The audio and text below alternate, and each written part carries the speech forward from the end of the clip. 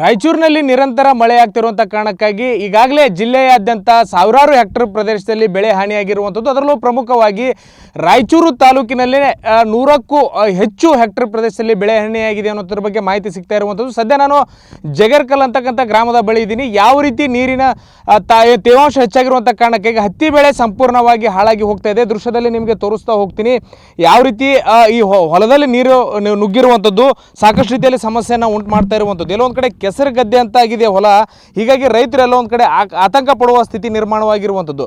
ದೃಶ್ಯದಲ್ಲಿ ನಿಮಗೆ ನೀರನ್ನು ತೋರಿಸ್ತೀನಿ, ಯಾವ ರೀತಿ ಹೊಲದಲ್ಲಿ ನೀರು ನುಗ್ಗಿರುವಂಥದ್ದು, ಮಳೆ ನೀರು ಅನ್ನುವಂಥದ್ದು. ಏನು ಆ ಪುಟ್ಟ ಬಾಲಕಿ ನೀರನ್ನು ತುಂಬ್ಕೋತಾ ಇದ್ದಾಳೆ, ಆಕೆ ಹೊಲದಲ್ಲಿ ಕೆಲಸ ಮಾಡ್ತಾ ಇದ್ದಾಳೆ. ಆ ನೀರನ್ನು ಅಂದರೆ ಹೊಲದಲ್ಲಿ ನಿಂತಿರೋ ನೀರನ್ನು ತೆರವುಗೊಳಿಸ್ತಾ ಇರುವಂಥದ್ದು. ಅಂದರೆ ಎಲ್ಲೊಂದು ಕಡೆ ವಾರ ಕಳೆದ್ರೂ ಕೂಡ ನೀರು ಹೋಗ್ತಾ ಇಲ್ಲ, ಹೀಗಾಗಿ ತೇವಾಂಶ ಸದ್ಯ ಹೊಲದಲ್ಲಿ ಹೆಚ್ಚಾಗ್ತಾ ಇದೆ. ಈ ಕಾರಣಕ್ಕಾಗಿ ಹತ್ತಿ ಬೆಳೆ ಸಂಪೂರ್ಣವಾಗಿ ಹಾಳಾಗಿ ಹೋಗಿರುವಂಥದ್ದು. ಇಷ್ಟರ ಮಟ್ಟಿಗೆ ಅಂದರೆ ಮೊಣಕಾಲ ಮಂಡಿ ಅಷ್ಟಿಗೆ ನೀರು ಬರುವಂಥ ಸ್ಥಿತಿ ಸದ್ಯ ಇಲ್ಲಿ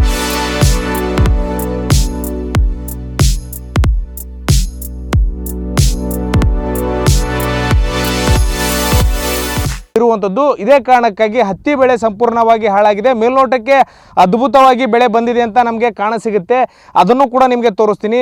ಮೇಲ್ನೋಟಕ್ಕೆ ಹತ್ತಿ ಬೆಳೆ ಯಾವ ರೀತಿ ಭರ್ಜರಿಯಾಗಿ ಬೆಳೆ ಇದೆ ಅನ್ನುವಂಥದ್ದನ್ನು ಕಾಣ್ತೀವಿ, ಆದರೆ ಆ ರೀತಿ ಭರ್ಜರಿಯಾಗಿ ಬೆಳೆ ಇಲ್ಲ. ಕೆಳಭಾಗದಲ್ಲಿ ಅಂದರೆ ತೇವಾಂಶ ಹೆಚ್ಚಾಗಿರುವಂಥ ಕಾರಣಕ್ಕಾಗಿ ಮಣ್ಣಿನಲ್ಲಿ ಬೆಳೆ ಸಂಪೂರ್ಣವಾಗಿ ಹಾಳಾಗಿ ಹೋಗ್ತಾ ಇದೆ, ರೋಗಕ್ಕೆ ತುತ್ತಾಗ್ತಾ ಇದೆ ಬೆಳೆ ಅನ್ನುವಂಥ ವಿಚಾರ. ಇದೇ ಕಾರಣಕ್ಕಾಗಿ ಈ ಒಂದು ಹೊಲದಲ್ಲಿ ಅಂದರೆ ಸುಮಾರು ಒಂದು 5-6 ಎಕರೆ ಹೊಲದಲ್ಲಿ ಈಗಾಗಲೇ ಹತ್ತಿ ಬೆಳೆಯನ್ನು ಕಿತ್ತು ಹಾಕಲಾಗ್ತಾ ಇರುವಂಥದ್ದು. ದೃಶ್ಯದಲ್ಲಿ ಅದನ್ನು ಕೂಡ ನಿಮಗೆ ತೋರಿಸ್ತಾ ಹೋಗ್ತೀನಿ, ಯಾವ ರೀತಿ ಹತ್ತಿ ಬೆಳೆಯನ್ನು ಕಿತ್ತು ಹಾಕಿದ್ದಾರೆ ಅನ್ನುವಂಥದ್ದು. ಅಂದರೆ ಮಳೆ ಕಡಿಮೆಯಾಗಿ ಬಿಸಿಲು ಬಿದ್ದರೂ ಕೂಡ ಮತ್ತೆ ಬೆಳೆ ಬರೋದಿಲ್ಲ ಅನ್ನುವಂಥದ್ದು ಕನ್ಫರ್ಮ್ ಆದ ಬಳಿಕ ಇಲ್ಲಿರುವಂಥ ರೈತರು ಹತ್ತಿ ಬೆಳೆನ ಕಿತ್ತು ಗುಂಪಾಗಿ ಹಾಕ್ತಾ ಇರುವಂಥದ್ದನ್ನು ನೋಡ್ಬೋದು. ಮತ್ತೊಂದು ಬೆಳೆಯಾದರೂ ಬರುತ್ತೆ ಅನ್ನುವಂಥ ಕಾರಣಕ್ಕಾಗಿ ಈ ಒಂದು ಕೆಲಸದಲ್ಲಿ ತೊಡಗಿರುವಂಥದ್ದು. ಸುಮಾರು ಕಣ್ಣು ಹಾಯಿಸಿದ ಉದ್ದಕ್ಕೂ ಕೂಡ ಏನು ಈ ಹತ್ತಿ ಹೊಲ ಇತ್ತು, ಸಂಪೂರ್ಣವಾಗಿ ಇಲ್ಲಿರುವಂಥ ಕೂಲಿ ಆಳುಗಳ ಮುಖಾಂತರ ಹತ್ತಿ ಹೊಲದಲ್ಲಿದ್ದಂತಹ ಬೆಳೆಯನ್ನು ಸಂಪೂರ್ಣವಾಗಿ ಕಿತ್ತು ಹಾಕಲಾಗ್ತಾ ಇರುವಂಥದ್ದು. ಎಲ್ಲೊಂದು ಕಡೆ ಸಾಕಷ್ಟು ರೀತಿಯಲ್ಲಿ ಸಮಸ್ಯೆ ಆಗ್ತಾ ಇದೆ ಅನ್ನುವಂಥದ್ದನ್ನು ಇಲ್ಲಿರುವಂಥ ರೈತರು ಹೇಳ್ತಾ ಇದ್ದಾರೆ.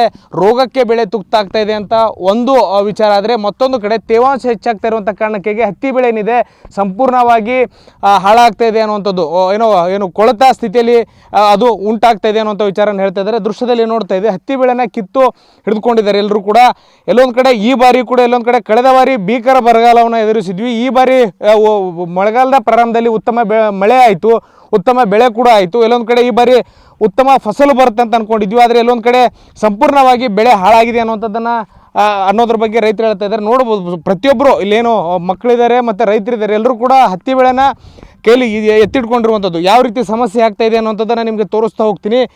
ಇಲ್ಲೊಬ್ಬ ರೈತರಿದ್ದಾರೆ, ಯಾವ ರೀತಿ ಕಾಯಿಗಳಾಗ್ತಾ ಇದೆ, ಅಧಿಕಾರಿಗಳು ಬಂದರೆ ಅವನ್ನು ಕೂಡ ನಾವು ತೋರಿಸ್ತೀವಿ ಅನ್ನುವಂಥದ್ದನ್ನ ಬಗ್ಗೆ ಅವರು ಹೇಳ್ತಾ ಇದ್ದಾರೆ. ಯಾಕಂದರೆ ಮೇಲ್ನೋಟಕ್ಕೆ ಅಧಿಕಾರಿಗಳು ಬರ್ತಾರೆ, ಬಂದಂಥ ಸಂದರ್ಭದಲ್ಲಿ ಬೆಳೆ ಉತ್ತಮವಾಗಿದೆ ಅಂಥೇಳಿ ಒಂದು ಸರ್ಟಿಫಿಕೇಟ್ನ ಕೊಟ್ಟು ಹೋಗ್ತಾರೆ. ಆದರೆ ಉತ್ತಮ ಬೆಳೆ ಏನು ಕಾಣ್ತಾ ಇದೀವಿ ಒಳಭಾಗದಲ್ಲಿ ಈ ರೀತಿ ಹಾಳಾಗಿರುವಂಥ ಕಾಯಿ ಇದ್ದಾವೆ, ಸಂಪೂರ್ಣವಾಗಿ ಕಾಯಿ ಹಾಳಾಗ್ತಾ ಇದೆ ಅನ್ನುವಂಥದ್ದನ್ನು ಒಂದು ಸ್ಯಾಂಪಲ್ಸನ್ನು ಇವರು ಎತ್ತಿಟ್ಕೊಂಡಿದ್ದಾರೆ. ಹೊಲ ಉದ್ದಕ್ಕೂ ಕೂಡ ಓಡಾಡಿಕೊಂಡು ಈ ರೀತಿಯ ಸ್ಯಾಂಪಲ್ಸನ್ನು ಅಧಿಕಾರಿಗಳೇ ತೋರಿಸ್ತೀವಿ, ಉತ್ತಮ ಬೆಳೆ ಇಲ್ಲ, ಸಂಪೂರ್ಣವಾಗಿ ಬೆಳೆ ಹಾಳಾಗಿದೆ ಅನ್ನುವಂಥದ್ದನ್ನು ರೈತರು ಹೇಳ್ತಾ ಇದ್ದಾರೆ. ಎಲ್ಲೊಂದು ಕಡೆ ಈ ಬಾರಿಯೂ ಕೂಡ ನಾವು ಸಂಕಷ್ಟಕ್ಕೆ ಸಿಲುಕಿದ್ವಿ, ಸಾಕಷ್ಟು ಲಕ್ಷಾಂತರ ರೂಪಾಯಿ ಸಾಲ ಮಾಡಿ ಬೆಳೆಯನ್ನು ಬಿತ್ತಿದ್ವಿ, ಆದರೆ ಈ ಬಾರಿ ಕೂಡ ಎಲ್ಲೊಂದು ಕಡೆ ನಷ್ಟವನ್ನು ಅನುಭವಿಸ್ತೀವಿ ಅನ್ನೋಂಥ ಮಾತನ್ನು ಹೇಳ್ತಾ ಇದ್ದಾರೆ. ಮಾತಾಡ್ತೀನಿ ಸರಿ. ಬೆಳೆಯನ್ನು ನೋಡಿದ್ರೆ ಅದ್ಭುತವಾಗಿದೆ, ಭರ್ಜರಿಯಾಗಿ ಬೆಳೆ ಇದೆ ಅಂತಾರೆ, ಆದರೆ ನೀವು ತೋರಿಸ್ತಾ ಇರುವಂಥದ್ದು ನೋಡಿದ್ರೆ ಹಾಳಾಗ್ಬಿಟ್ಟಿದೆ. ಏನು ಕಾರಣಕ್ಕೆ ಹಿಂಗೆ ಆಗ್ತಾಯಿದೆ ಸರ್? ಮಳೆ ಜಾಸ್ತಿ ಆಗಿ ಏನು ತೇವನ್ ಜಾಸ್ತಿ ಆಗಿ ಬುಡಕಿನ ಕಾಯೆಲ್ಲ ಉಣ್ತೀವಿ. ಬೆಳೆ ನೋಡೋಕೆ ಕಣ್ಣಾಗ ಚೆನ್ನಾಗಿರ್ತದೆ ಸರ್. ಅವ್ರ ಅಧಿಕಾರಿಗಳು ಬಂದಾಗ ಇಷ್ಟು ಚೆನ್ನಾಗಿ ಬೆಳೆ ಅದಲ್ಲ, ಇದಕ್ಕೆ ಏನು ಕೊಡೋದು ಅಂತ ಕೇಳ್ತಾರೆ. ಆದರೆ ಬುಡಕಿನಿಂದ ಎಲ್ಲ ಒಂದು ಗಿಡಕ್ಕೆ ಮಿನಿಮಮ್ 10 ಕಾಯಿ 20 ಕಾಯಿ ಉಣಿದಾಗ ನಮ್ಗೆ ಭಾಳ ಸ್ವಲ್ಪ ತೊಂದರೆ ಆಗ್ತದೆ. ಇದೇ ಹೊಲದಾಗ ಹೊಲೆಲ್ಲ ತೇವಾಂಶ ಎಲ್ಲ ಕಿತ್ತಾಗಿಬಿಟ್ಟಿವಿ. ಕಿತ್ತೆ ಆಗಿದಾಗ ನಮಗೆ ಅದಕ್ಕೆ ಮುಂದಿಂದ ಏನಂಬುದೇ ತೋಚೋದಿಲ್ಲ. ಇವಾಗ ದೊಡ್ಡ ಗಿಡಗಳು ಇನ್ನೂ ಕೆಲವು ದಿವಸಗಳಲ್ಲಿ ಅವೇನು ಒಣಗಿ ಹೋಗ್ತಾವೆ ಸರ್.